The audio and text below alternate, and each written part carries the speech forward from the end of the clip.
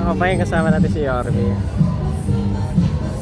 Muli po, pasalubungan natin na isang masigabong palakpakan ang ating minamahal na ama ng lungsod ng Maynila, Yorme Isko Moreno Dumaloso. Kasama ang mga profesor ng mga traffic in front of you, Director Dennis Villaje.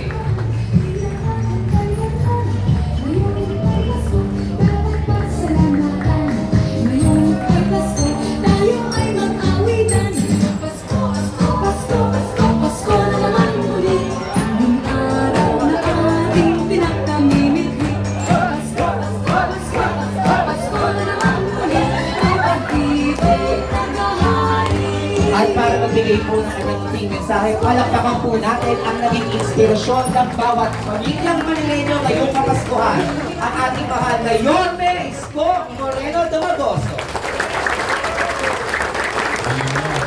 Pinigyan ko kayo ng pinakamagandang host. Kaya asin pa. Kilig-kilig. Thank you.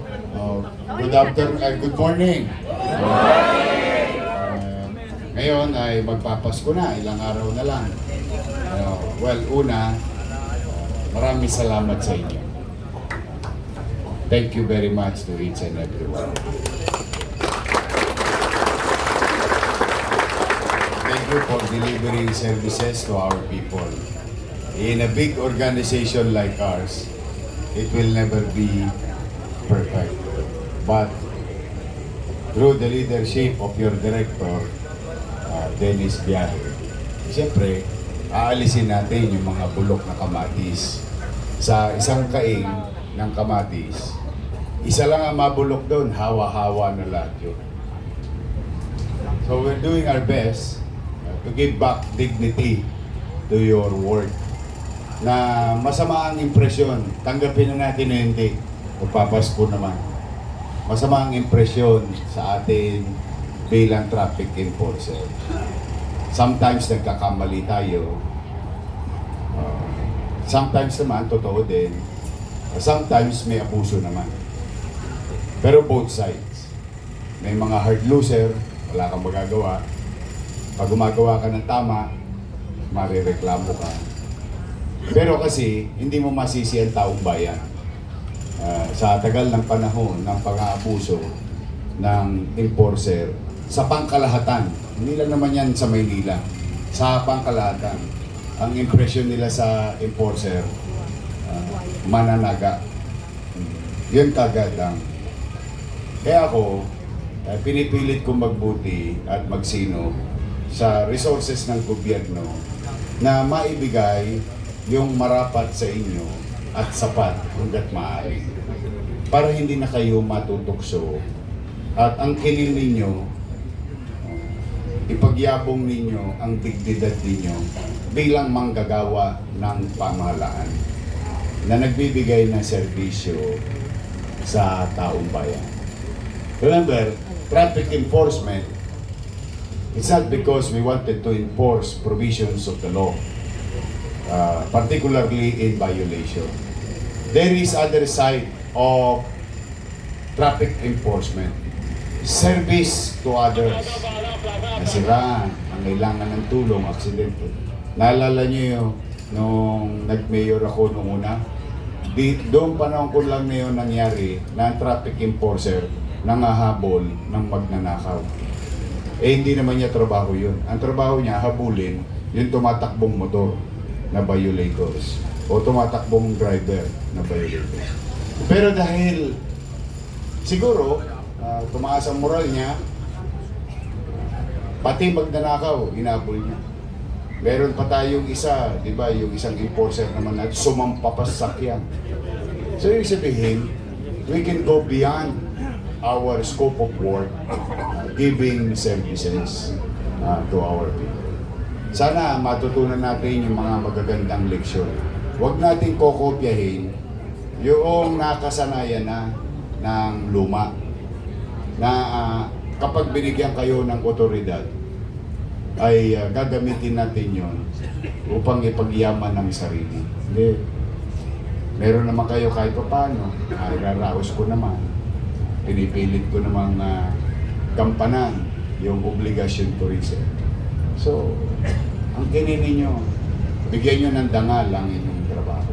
Siguro yan ang tingin kong magandang mindset natin come 2026.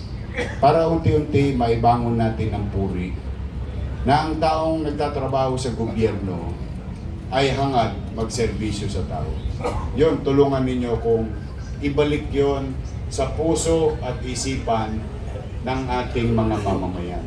Na kapag nakakita sila ng taong gobyerno, across, nagkakalkal ng informal, mga DPS, engineering, and so on and so forth. Hanggang doon sa opisina ng mayor, na kapag nakita nila tayo, tayo yung hope na inaasahan nila. Tayo yung pag-asa. Tayo yung pag nakita nila, ay andyan na, ayan na yung solusyon. Ilagay niyo yan sa puso at isipan niyo sa 2026. Ilan sa inyo, bumulong na ang ulo. Huwag niyo nang hintayin kayo yung susunod. Huwag na, hindi naman kailangan. Mahirap ang buhay. Pero ang pera nawawala, ang pera dumarating. Pag ang dangal nawala, ang hirap ibangon ng puri. Kaya yan ang mensahe ko sa inyo, galingan ninyo. I continue to believe in you. Again, our organization is not perfect. We are human beings, tend to make mistakes. Maaari tayong magkamali, tao lamang. Sabi ng mga akla lang, tao lang, di ba? But, yung pagkakamali, hindi natin pwedeng abusuhin at paulit-ulit natin ginagawa ang pagkakamali. Sabi ni Einstein, don't expect different results will come to you tomorrow if what you did today is the same as yesterday. Naintindihan niyo? Ako rin hindi. English eh. Tatagalogin na. Huwag kang aasa na may bagong mangyayari sa iyo bukas kung ang ginawa mo ngayon ay katulad ng kahapon. Kung ang kinopya natin kawalangyaan, ang ginawa natin ngayon kamalian, at ginawa mo muli, eh walang bagong resulta sa kinabukasan. I believe in you. I believe that you can do the job. And I will continue to believe in you. So, Merry Christmas. At ipaalala ko, pinili ng mga magkatanda natin ang diwa ng Pasko. Pagmamahalan at pagbibigayan. Ipakita natin ang pagmamahalan. Kiss mo ngayon nasa tabi mo.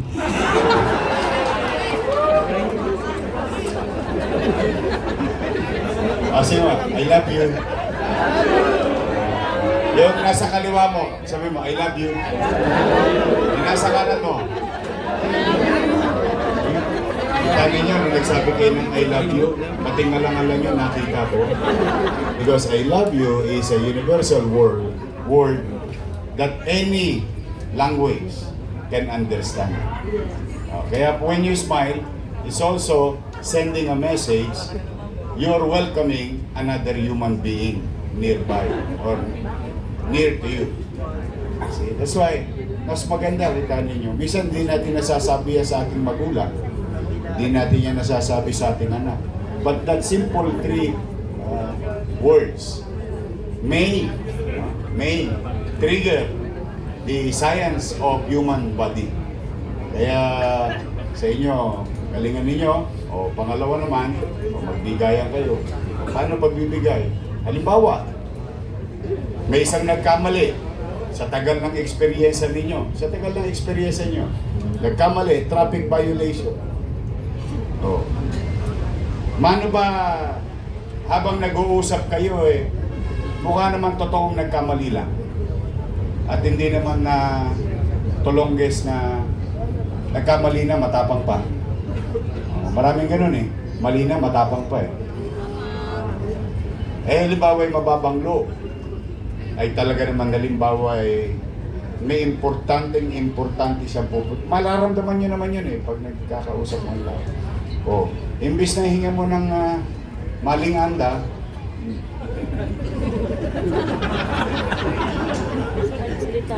isang bulik, sabay kwento, alam mo, ma'am, Ito, dito, 200 lang, okay na. Sa City Hall, 1.5, pipila ka pa, 3 oras. 4 oras. Alam ko style nyo. Huwag na. Give dignity. Bago nyo ipurin. Mas masarap yung pagdating mo doon, nakukuha mo yung 25%, pinipirma. Tapos maya-maya, pupunta ka ng grocery. Tapos maya-maya, pupunta ka ng kusina. Tapos maya-maya, isusubo mo sa anak. Ayan, lagi niyong huwag niyong kakalimutan. Merong pamilyang umaasa sa inyo. So, pagmamahalan, pagbibigayan. So, nagkamali, o sige, huwag ka nang uulit ha. Ponyatan kita eh. Di, natulungan mo na siya, itinama mo yung pagkakamali kasi itinama mo sa isipan niya na no left turn. Ang yellow, slow down. Hindi run as fast as you can. Tama ba? Yes! Kaya, unti-unti. Tulungan natin ang ating pamilya. So, sa ating mga parking boys, traffic enforcer, ito may regalo sa inyo ang inyong direktor sa tulong ni Paring Willie. Palakpakan niyo siya. Mabuti na lang, maraming lamang bigas yung tiyan ni Willie. Pwede pang burikihin. Thank you, Willie. Tapos, kayo, pwede ba J.O. kayo?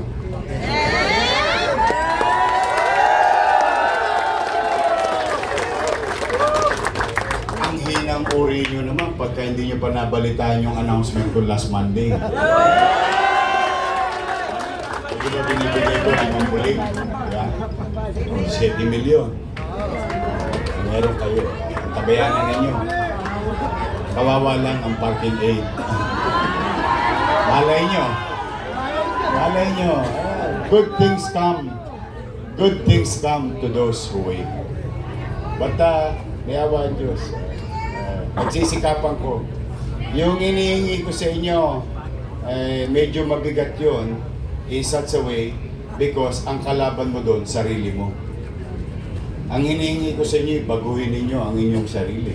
Napakahirap yun. Lalo na pag nakagawian mo na. Yan ang minsan na mahirap baguhin.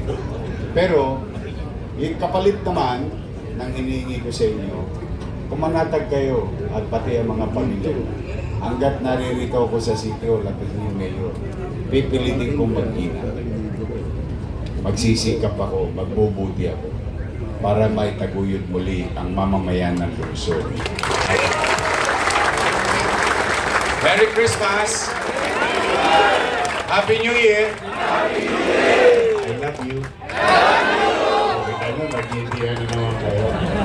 Maging malusog kayo sa 2026. Manila!